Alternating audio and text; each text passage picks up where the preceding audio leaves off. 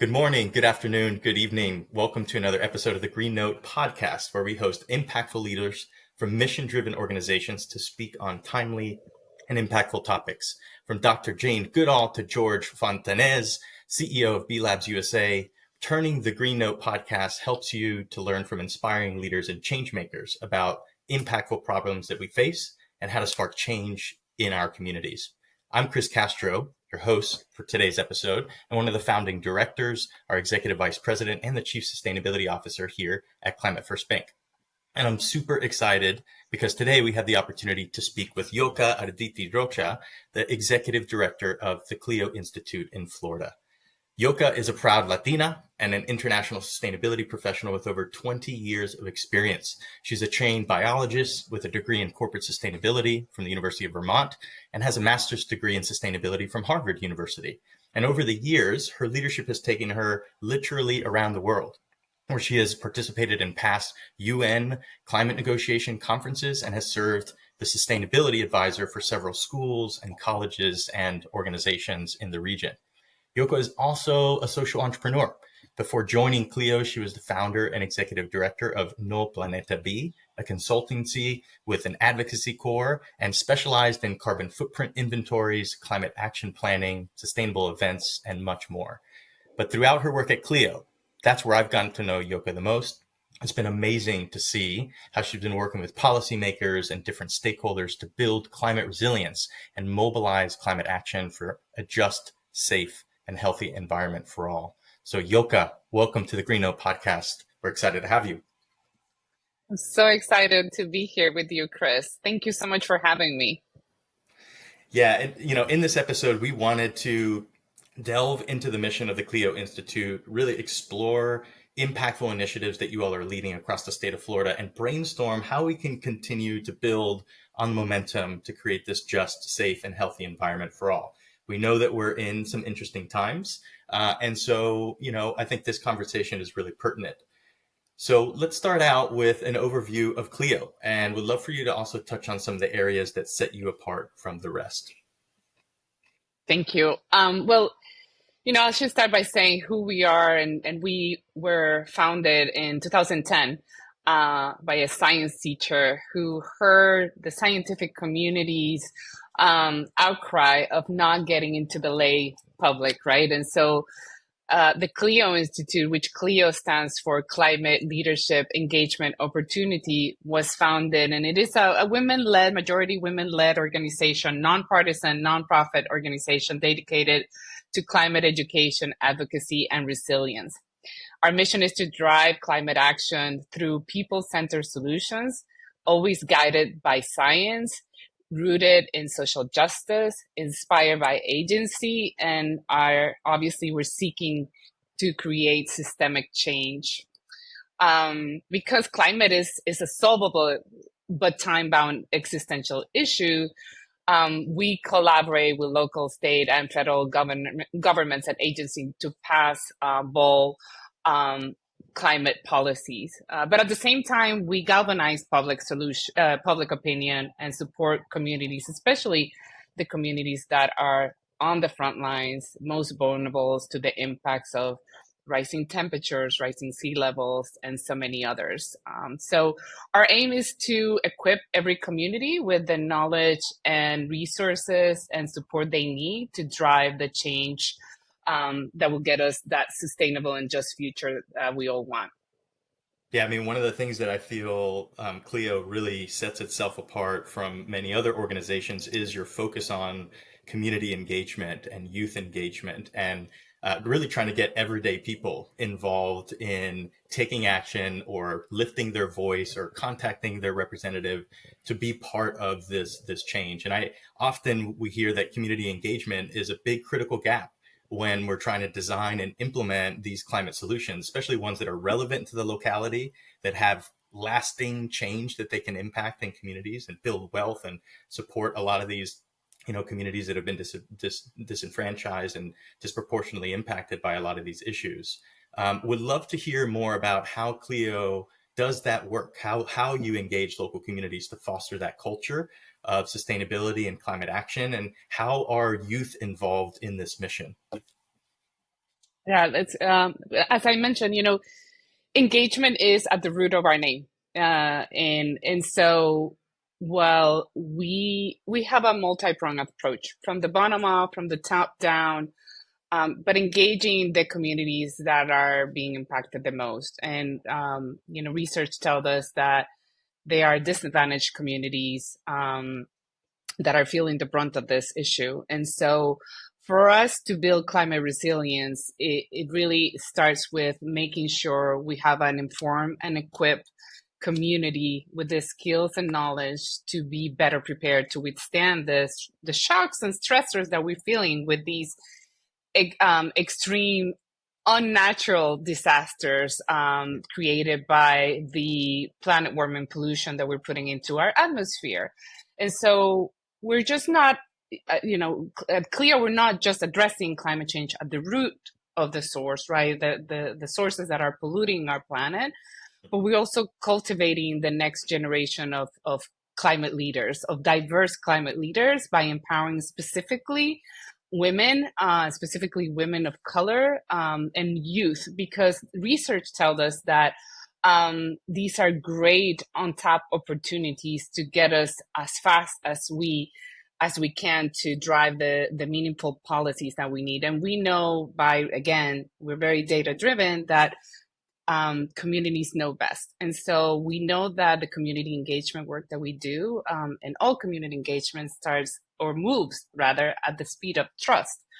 So we come to communities not telling people what to do, but we come to communities with an open and listening mind, and working together, collaborating together, and finding those common sense solutions that we need for our communities to thrive. Trust is definitely one of those key areas that allows things to move, as well as what you just underscored, which is partnerships and collaborations, right? Your organization has done tremendous work with, Miami-Dade County Public Schools and other school districts. Talk to us about that relationship and how you've been working with schools to engage youth, and what type of programming goes on in those schools to kind of get them involved with the CLEO Institute. Yeah, so we're looking to change hearts and minds, right? We're looking for ways to engage with all sorts of sectors, but with our youth efforts, we have been partnering with school districts for in some school districts for over 15 years. In fact, CLEO just uh, will be turning 15 this year, so we'll be celebrating our quinceañera very soon. Yeah, all right. Yeah, but we again, it's been trusted partnerships that have enabled us to get into the classrooms, right? Offering teachers teacher trainings and in classrooms presentations, after school programming. So a support system, an ecosystem of support for the schools that are really interested in making sure their students and their stakeholders are really informed in environmental science and also in climate science as well. And so all the work that we do is standard aligned with the Department of Education standards. But again, it's through partnerships and working in a collaborative effort with our administrative partners, with our in-classroom and teachers partners, and with other nonprofits that are doing incredible work as well. So this is not something that only one organization can do alone, but certainly um, having that collaborative mindset has enabled us to train just last year over 800 teachers. And Wow. again, just last year, really engaged with more than 7,000 students through our programming, through our engagement opportunities, or other type of events that we bring into the community as well. I love it. I mean, you're educating the teachers to incorporate climate science into the curriculum, into their ongoing, education. And then you're also educating the students through different ways directly. And I remember that there was a partnership also with one of the sports leagues. I think it was the Miami Heat or or the Florida Panthers or something like that, where you were engaging the schools and helping them to reduce their energy consumption and really create these challenges. I thought just overall, you all have some really innovative approaches to how you're partnering with schools and getting the youth involved. And speaking of youth, I know recently CLEO just had a major rally in Tallahassee at the state capitol, really trying to put, more pressure on our representatives and our senators there at the state to elevate the importance of climate resilience, especially for a state like Florida, that's ground zero for a lot of the impacts that climate change is already having on the world. Tell us more about that journey and what CLEO is really focused on doing here in the near term. Yeah, no, we were. So every year, again, at the root of all programming that we do is not only education, but making sure that participants see themselves as agents of change. And so that agency component is really important. And we certainly understand not everybody is um, in the upper end of the engagement ladder, meaning being a true advocate, true activist of sorts, but you have to meet students and people where they are in that engagement ladder. So we're always offering students different entry points.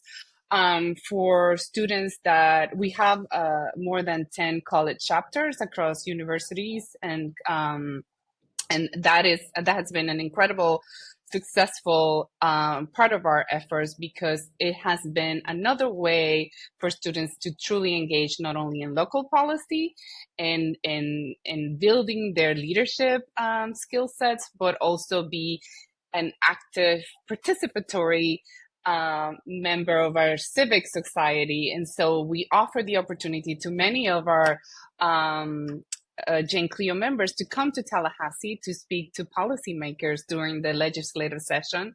Last year, we brought around 200 students. This year, we doubled that. We brought over 400 students to speak to legislators on both sides to tell their climate stories, to be able to have really grounded in personal stories, conversations with the policymakers. Again, finding ways that we can connect, leaving the political or partisan rhetoric aside. And it has been tremendously successful, because the majority of the students come with their own personal stories of, hurricanes they have gone through, extreme heat, et cetera, et cetera.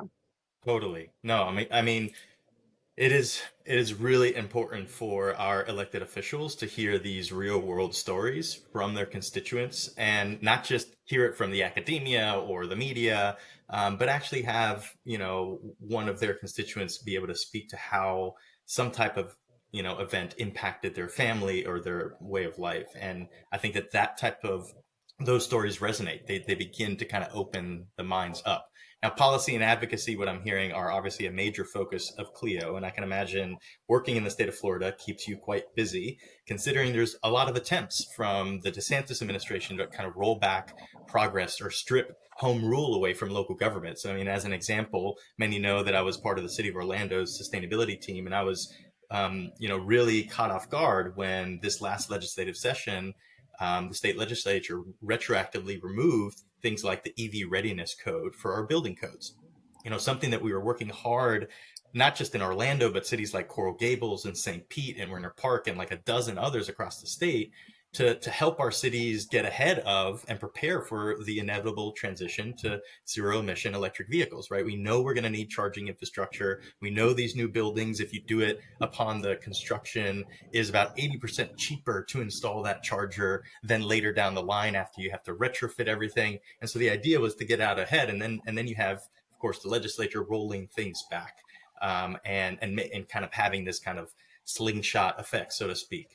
So how does CLEO engage with our policymakers to influence climate related legislation? What are some of the key pieces of policy that you all are trying to advocate for, maybe in this session or this coming year? And yeah, let's start there. Yeah, no, I think those are all great questions. And I'd like to preface saying that, you know, research tells us the majority of Floridians, and I'm talking more in the 80s and 90s range, the majority of Floridians understand that our climate is changing, that we are experiencing hotter summers, wetter storms, more chronic flooding, rising sea levels. So for us, I think being on the front lines of this climate crisis have has enabled us to be able to push for these kind of policies that we have been needing for so long. So while Florida has been the epicenter, ground zero for climate change in so many ways, I think we are becoming now ground zero for solutions as well, despite the political environment um, that we are in. Um, it's good for your audience to know that Florida, despite all of this, Florida is the number two state on rooftop solar and also on utility scale solar, as well as number two in electric vehicle adoption. I mean, of the nation, right behind California.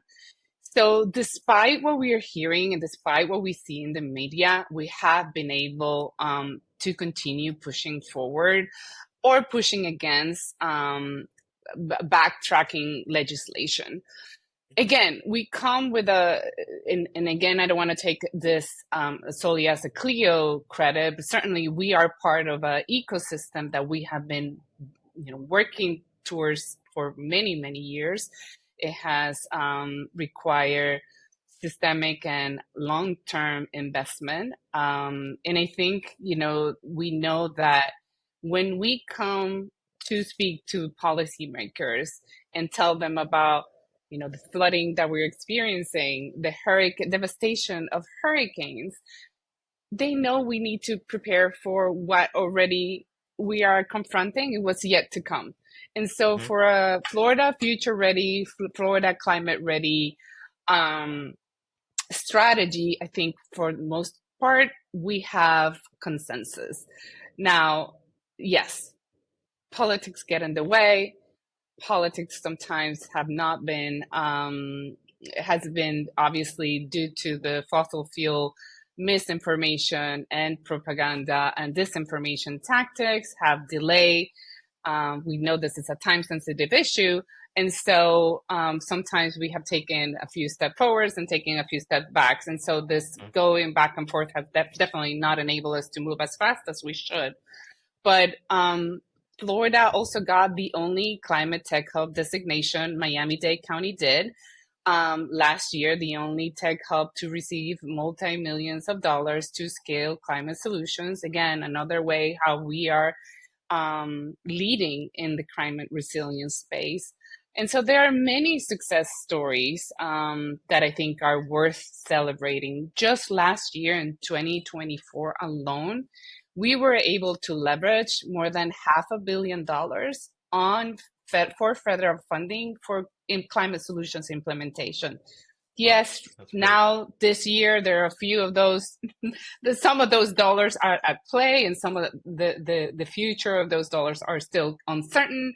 And we may or may not get into it or not. But the fact is that Florida was one of the top red states to receive IRA funding, and so there's despite the political climate, we have been able to continue moving forward. And I think it has to do, again, multi-pronged strategies, speaking truth to power, and at the same time, consistent engagement through the entire community on these issues. I mean, we have um, big national organizations for example, AARP, which is, we all know that, Florida has one of the biggest retiree communities in the country.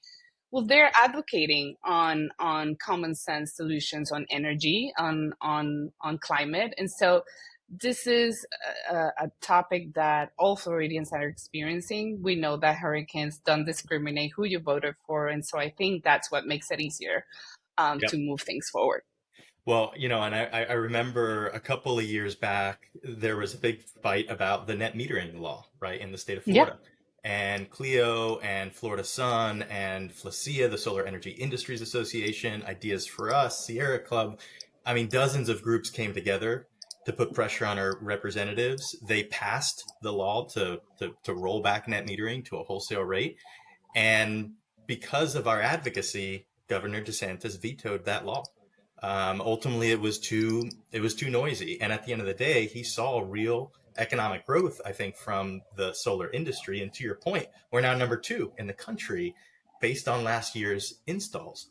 And I will tout that Climate First Bank, we are, leading in the solar finance space for residential solar, and want to make sure to undertap anybody who's interested in rooftop solar or battery storage or home efficiency and electrification. Climate First has a 100% finance product, the most affordable loan out there for to help you all move forward with accessing the benefits of clean energy. And so I do think the net metering veto from DeSantis was an example of a real win that ultimately the organizations in the climate and environmental world mobilized around, and it allowed us to now be number two in the country for residential installs. That's local jobs, that's local wealth building, that's helping people save energy and money, and of course reduce our impacts on the climate. So there's some real implications to the advocacy that you're having. I also saw that Sun, the Nature Conservancy, and Self have landed the Solar for All for the state of Florida, which is part of that greenhouse gas reduction fund funding. It's about $156 million that's really targeting low income, low and moderate income households to help them reduce the cost of going solar. And so we're excited about the rollout of how Self and Sun are going to continue to replicate that model, right?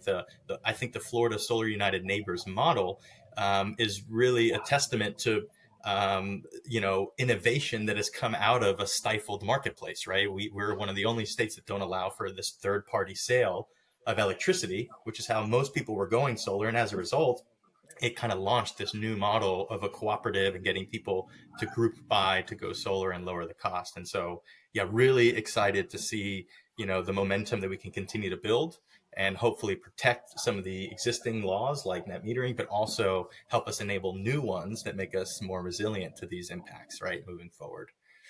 Yeah.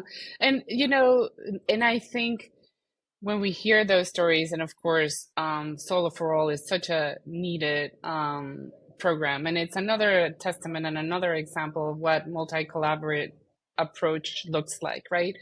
Um, but I think when we are talking to different audiences, the economic case is already there, right? Mm. We need to talk about the economics again because climate action has become politicized.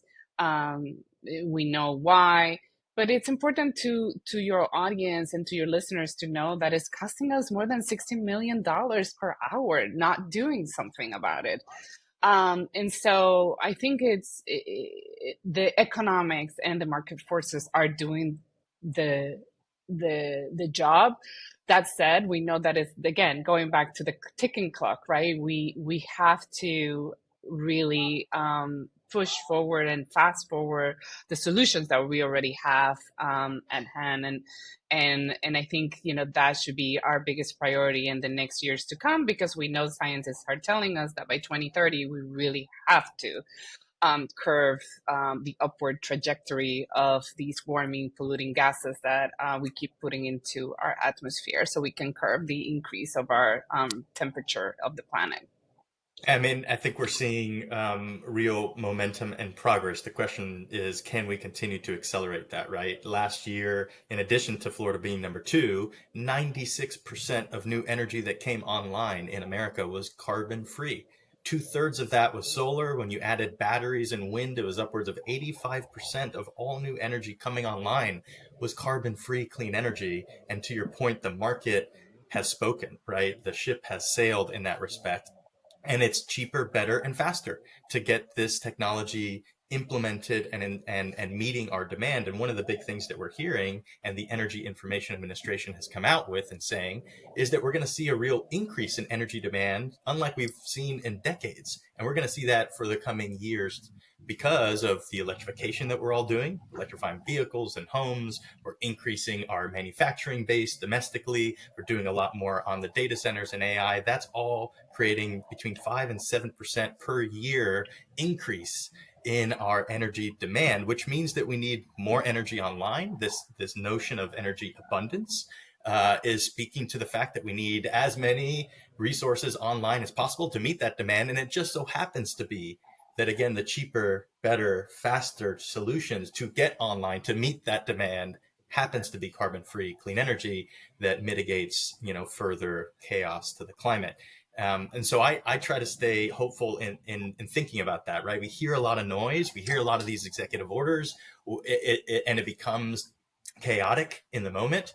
But when you take a step back and you see the incredible progress that has been had over the last few years, the 400,000 net new jobs that entered into clean energy just since the Inflation Reduction Act was passed, and the fact that a lot of our minority communities, our Hispanics and our communities of our Black communities, actually are the ones that are showing greatest job gains in this space of clean energy. It's incredible to see. Now, that said, we've been talking about this polarizing political environment in Florida.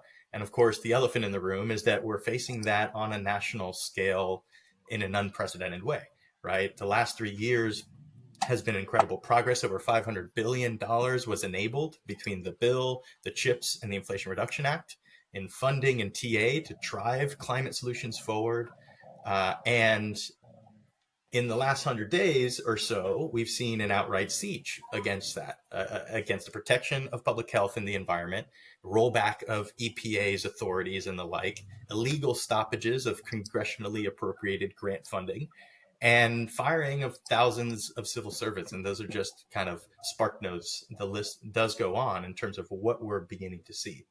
So in today's politically charged climate, the role of nonpartisan organizations like CLEO, who stay focused on this mission and really try to use your organization to raise the education, the advocacy, the awareness, and the action. I think it's ever more critical. So would love to hear your thoughts, knowing what's happening at the federal level as well, around where are the common grounds? Are there common grounds that organizations like CLEO can find in working with the Trump administration to continue this progress, to continue kind of moving us forward in one way or another? Where do you see that, if any? Um, so I think let's unpack that because obviously there is a lot going on. Um, we have seen since day one, and we don't have not even into 100 days of the administration, but a lot of dysregulation, dismantling of environmental protection, important federal funding that were helping us in our decarbonization trajectory. I think, there are opportunities out there. I think, a lot of the work will be led by the cities and the states that continue to see as an existential threat, and that the work will continue and will likely do so. Again, because it makes business sense, because their constituents are demanding it. And so I think it's not that the progress that we have achieved in the last few years will come to a halt or stop, full stop, but there are a lot more roadblocks ahead, right?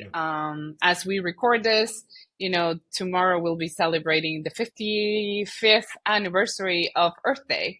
And I think it's an important day to remind us that,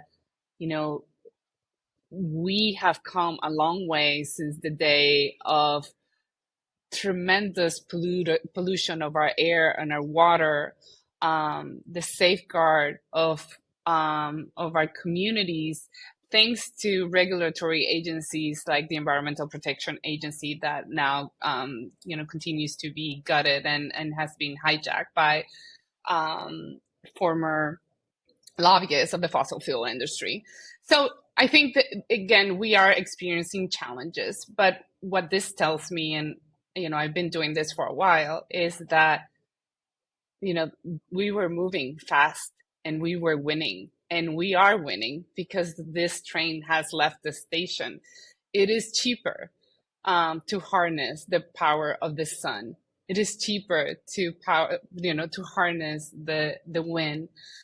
In many countries, we are seeing that the majority of the new electricity generated, it comes from clean renewable energies. But there's this polluting industry that continues to maintain that status quo and will continue to invest, millions and millions and millions of dollars into trying to grasp to their old ways for a profit. I think, like I said, the work will continue. I think in the absence of the U.S. leadership in the global stage, other countries will step up. We have an important convening at the end of the year in November for the United Nations Conference of Parties under the United Nations Framework of Climate Change, COP30. And I think it's important that local leaders and state leaders continue to do the work. We as an institution have a strategy in place that continue to be a simple but powerful theory of change, which is, educate, engage, empower, mobilize, influence, and transform. But there's some things that we need to fix. We need to fix several gaps that we have in place, and philanthropy needs to step up. Foundations definitely need to step up. The private sector needs to step up, and it takes all of us. This is a big boulder that we are just all of us trying to get to the top of the mountain, and we are there.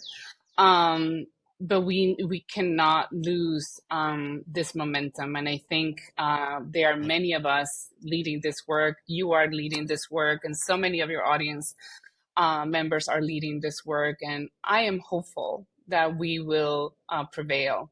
This is just another big obstacle on the way of a transition of a train that has left the station, and it will be very hard to stop. I can't agree with you more, Yoka. I also am eternally optimist regarding the momentum, the progress that we've made and we've done together. I want to just double tap and underscore, what you mentioned about the importance of engaging our state, local, tribal organizations. These governments, continued the momentum during the first Trump administration. When I was in Orlando as our sustainability director, we passed the most bold climate laws, our benchmarking and transparency ordinance. We passed the OUC's EIRP that committed them to carbon neutrality before 2050. The state of California passed their mandate on all residential new rooftop solar. I mean, when you look across the country, it was states and local governments that galvanized, that mobilized, and that organized around the need for them to advance the work. Climate mayors, I think, is a prime example that Yeah. came out of, right, Trump pulling us out of the Paris Climate Agreement the first time, and the cities stepping up saying, listen, we make up over 80% of the population across the United States as a coalition, and we're committed to the 1.5 degree targets and net zero by 2050. It was a huge momentum builder, and it continued the fight. And philanthropy did step up and invest in things like the City Energy Project and the American Cities Climate Challenge, and now the American Sustainable Cities Network. Those are just a few examples, but I think you're right that now it's up to our state, local, our philanthropic organizations, NGOs like CLEO and the network across the state, and private businesses like Climate First Bank, who are looking to use our business model to figure out how we can contribute and solve these issues. And so I definitely agree that despite the headwinds, we have an opportunity to continue to mobilize, organize, and accelerate the work. And we got to focus in, I think, in our backyards and in our communities to make it happen. Yeah. And I think we need to celebrate those local and state wins whenever we have one. It's so important for people to listen to what has been achieved, and also to require, some sort of participatory involvement from our communities and different stakeholders. Truly, for us, and that's my own personal mantra: action is the antidote to despair, right? And so, taking action in every way possible is always something that we encourage our members and our program participants to do. And I think, this is how we continue to move forward, right? Never Yep. back, even if it's little steps forward, always forward, never back. So couldn't agree more. And taking action can be so many different ways, from actually contacting your representatives to joining an actual CLEO rally, right? To actually investing in rooftop solar on your own home, and being more conscious about your consumption in general, but what we eat, the waste that we generate, et cetera, right? All of us are playing a role in taking action. So future goals as we look to the next few years ahead, Yoka, what are CLEO's kind of goals and focus? Obviously it's probably protecting a lot of the work that you've been doing despite these headwinds, but are there anything else that you want to share with our audience in terms of where CLEO is going in the years to come? Yeah, I mean, we have our Vision 2030, which is our strategic plan, which is where we envision a world where greenhouse gases and or these planet warming emissions are significantly reduced, reversing that upward trend and securing an equitable and sustainable future for all. That's our vision. That's our North Star. But we are going to be focusing and continue to be focused on four bold strategic priorities, which is to continue to mobilize the masses with education, urgency, and agency. So we're drastically going to scale our literacy and civic engagement trainings through our multilingual education mobilization and trusted messengers campaign. The second pillar is to continue to advance clean energy with speed and scale. Again, that speed, that time sensitive issue is really driving the urgency. And so continue to support local clean energy policy adoptions, hold utilities accountable, and expand public pressure for a just energy transition will continue to be one of our strategic priorities.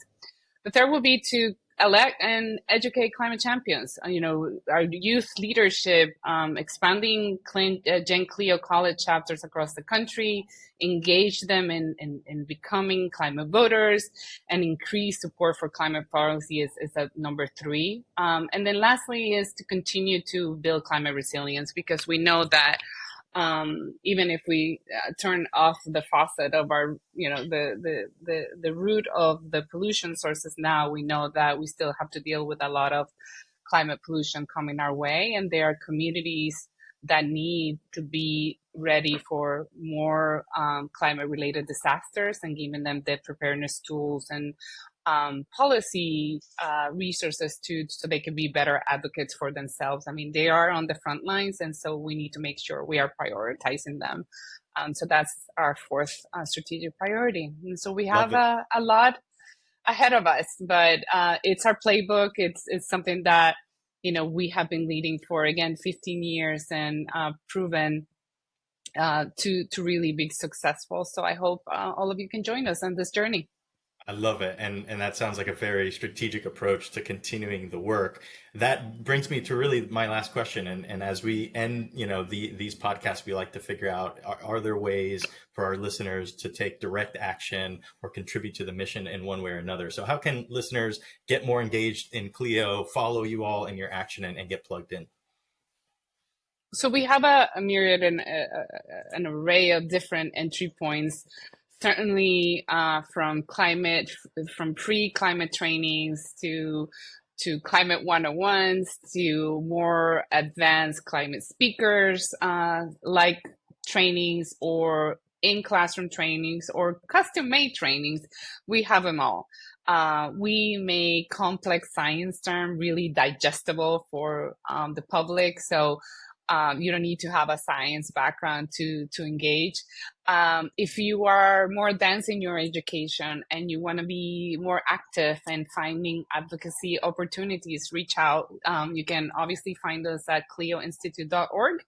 All our social media platforms at CLEO Institute. But again, if you are a young leader listening and you are currently in any of the major colleges or university of the state of Florida, you can find a Gen CLEO chapter near you. All of them have Instagram accounts. So make sure to reach out if you do. But there are definitely many ways that you can interact with us. But if somebody wants to be active or do something about this issue without connecting with us, can definitely do so. I always say we have three superpowers, right? And we need to make sure we are using our superpowers, because it is the collective work of our voices, of our votes and what the signals that we send with the power of the purse, it really is what make decisions makers listen. And so just calling your mayor, calling your state representative, your member of Congress, your governor, make sure you have them on speed dial. You can always call them when you're, stuck in traffic in some sort of commute. You can always call them and let them know how you care about this issue. You can sign That's a good petitions in tip. many, yeah.